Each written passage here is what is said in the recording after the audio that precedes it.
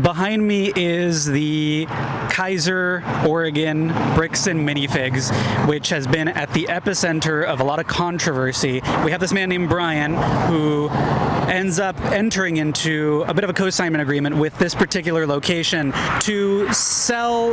about $200,000 worth of Star Wars Legos that his father had collected across his lifetime. The franchise ends up switching owners. The new franchisee says, no, we're not honoring this contract, leading to YouTube investigations, a bunch of super sleuths coming into the location, only to get trespassed repeatedly, being threatened by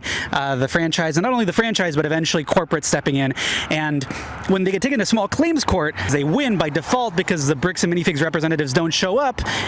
When they get the directive to, hey, you have to either give the Legos back or sell them and give the person their money back, they end up just shutting down the entire store. It's not there anymore, but for a while there was a big old sign that was created by one of the YouTube channels, which was causing a lot of buzz in a lot of the local Facebook groups,